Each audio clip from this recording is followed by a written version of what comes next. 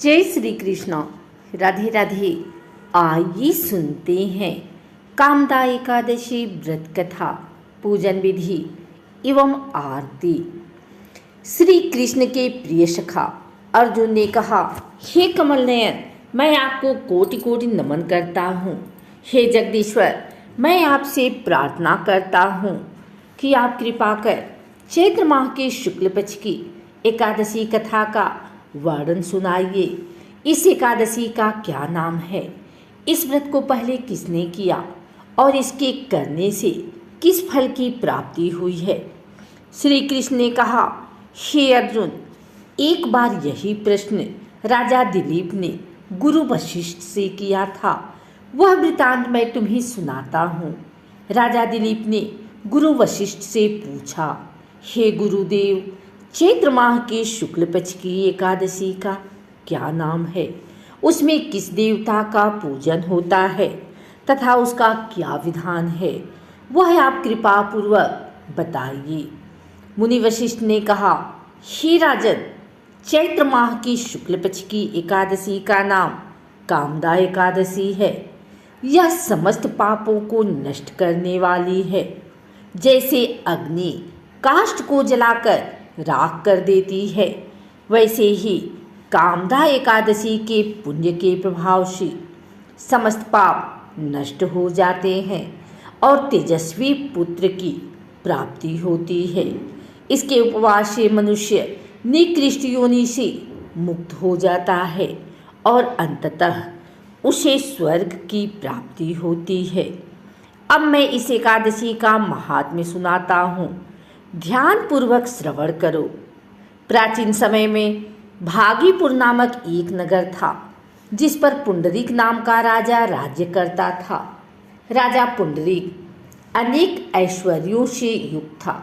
उसके राज्य में अनेक अप्सराएं, गंधर्व, किन्नर आदि वास करते थे।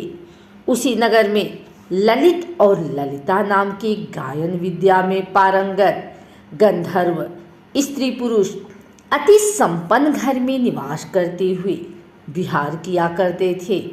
उन दोनों में इतना प्रेम था कि वे अलग हो जाने की कल्पना मात्र से ही व्यथित हो उठते थे। एक बार राजा पुंडरीक गंधर्वों सहित सभा में विराजमान थे। वहाँ गंधर्वों के साथ ललित भी गायन कर रहा था। उस समय उसकी प्रियतमा ललिता वहाँ उपस्थित नहीं थी। गायन करते करते अचानक उसे उसका ख्याल आ गया, जिसके कारण वह अशुद्ध गायन करने लगा। नागराज करकोटक ने राजा पुंडरीक से उसकी शिकायत की। इस पर राजा को भयंकर क्रोध आया और उन्होंने क्रोधवश ललित को श्राप दे दिया। अरे नीच, तू मेरे सम्मुख गायन करते हुए भी अपनी स्त्री का स्मरण कर रहा है। इससे तू नरभक्षी असुर बनकर अपने कर्म का फल भोग। ललित गंधर्व उसी समय राजा पुंडरीक के श्राप से एक भयंकर असुर में बदल गया। उसका मुख विकराल हो गया। उसके नेत्र सूर्य चंद्रमा के समान प्रदीप्त होने लगे। मुंह से आग की भयंकर ज्वालाएं निकलने लगी। उसकी नाक पर्वत की कंदरा के समान विशाल हो गई और गर्दन पहाड़ के समान दिखाई देने लगे। उसकी भुजाएं 2-2 योजन लंबी हो गई। इस प्रकार उसका शरीर 8 योजन का हो गया। इस तरह राक्षस बन जाने पर वह अनेक दुख भोगने लगा। अपने प्रियतम ललित का ऐसा हाल होने पर ललिता अथाह दुख से व्यथित हो उठी। वह अपने पति के उद्धार के लिए विचार करने लगी कि मैं कहाँ जाऊं और क्या करूं, किस जतन से अपने पति को इस नरक तुल्य कष्ट से मुक्त कराऊं। राक्षस बना ललित घोर वनों में रहते हुए अनेक प्रकार के पाप करने लगा। उसकी स्त्री ललिता भी उसके पीछे पीछे जाती और उसकी हालत देखकर विलाप करने लगती। एक बार वह अपने पति के पीछे पीछे चलते हुए विंध्याचल पर्वत पर पहुंच गई। उस स्थान पर उसने श्रृंगी मुनि का आश्रम देखा। वह शीघ्रता से उस आश्रम में गए और मुनि के सामने पहुंचकर दंडवत प्रणाम कर विनीत भाव से प्रार्थना करने लगी, हे महर्षि, मैं वीरधन्वा नामक गंधर्व की पुत्री ललिता हूँ। मेरा पति राजा पुंडरीक के श्राप से एक भयंकर असुर बन गया है। उससे मुझे अपार दुख हो रहा है। अपने पति के कष्ट के कारण मैं बहुत दुखी हूँ। हे मुनि श्रेष्ठ, कृपा करके आप उसे राक्षस योनि से मुक्ति का कोई उत्तम उपाय बताएं।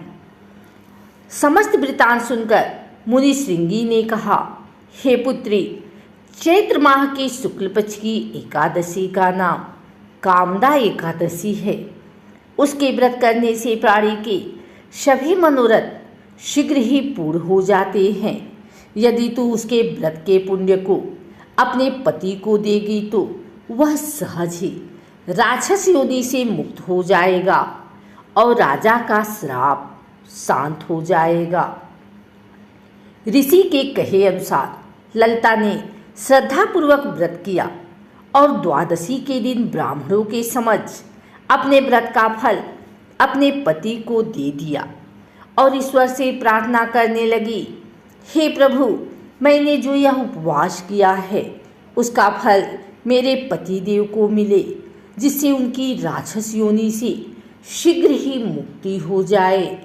एकादशी का फल देते ही उसका पति राक्षस योनि से मुक्त हो गया और अपने दिव्य स्वरूप को प्राप्त हुआ।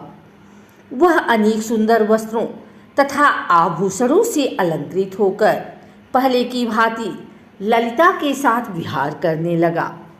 कामदा एकादशी के प्रभाव से वह पहले की भांति सुंदर हो गया और मृत्यु के बाद दोनों पुष्पक विमान पर बैठकर विष्णु लोक को चले गए। हे अर्जुन, इस उपवास को विधान पूर्वक करने से सभी पाप नष्ट हो जाते हैं। इस व्रत के पुण्य से मनुष्य रक्त बहाव के पाप और राक्षस आदि योनि से मुक्त हो जाता है। संसार में इससे उत्तम दूसरा कोई व्रत नहीं है। इसकी कथा व महात्म्य के श्रवण व पठन से अनंत फलों की प्राप्ति होती है।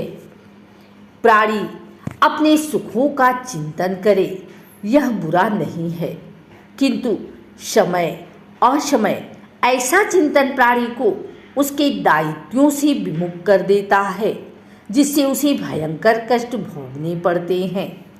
गंधर्व ललित ने भी राक्षस होकर निंदित कर्म किए और कष्ट भोगे, परंतु भगवान श्री हरि की अनुकंपा का कोई अंत नहीं है।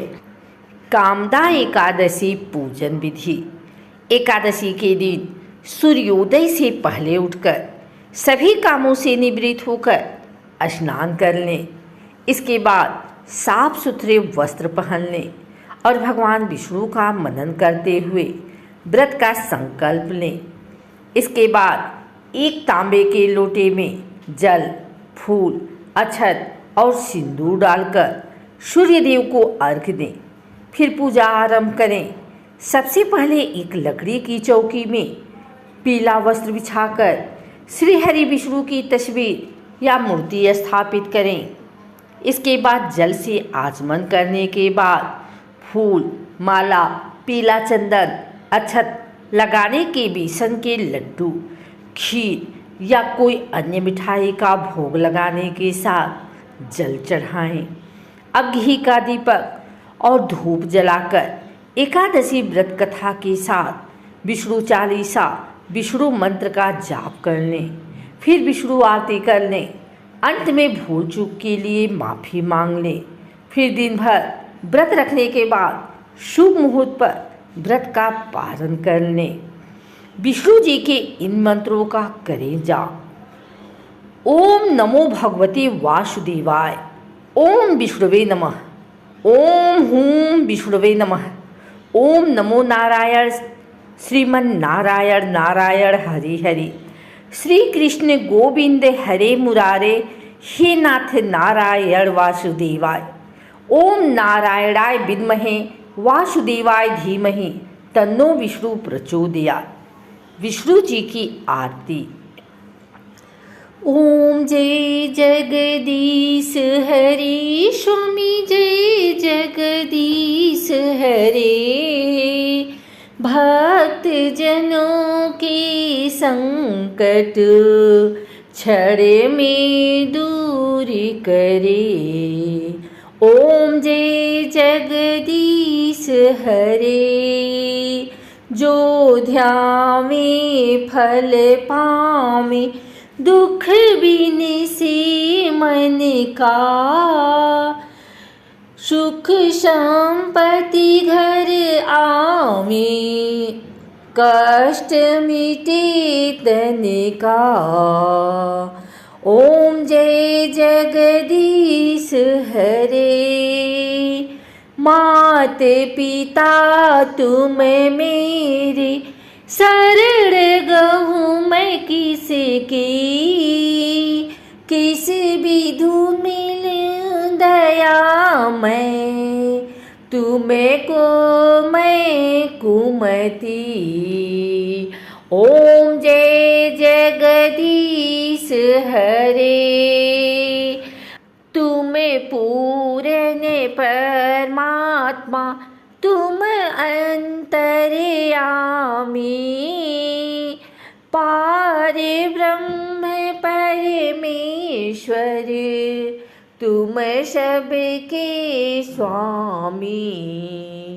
ओम जय जगदीश हरे। तुम्हें करुणा के सागर, तुम्हें पालन करता। मैं मूर्ख खल कामी, कृपा करो भरता।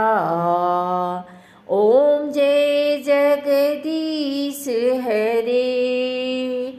तुम हो एक अगोचर, सबके प्राणपति। किस विधि मिलूं दया मैं, तुम्हें को मैं कुमति। ओम जय जगदीश हरे। दीन बंधु दुख हरता, तुम ठाकुर मेरे। करुणा हस्त उठाओ, द्वार पड़ा तेरे। ओम जय जगदीश हरे। विषय विकार मिटाओ, पाप हरो देवा। श्रद्धा भक्ति बढ़ाओ, संतन की सेवा। ओम जय जगदीश हरे। श्री जगदीश जी की आरती, जो कोई नर गावे। कहत शिवानंद स्वामी, सुख संपत्ति पावे। ओम जय जगदीश हरे।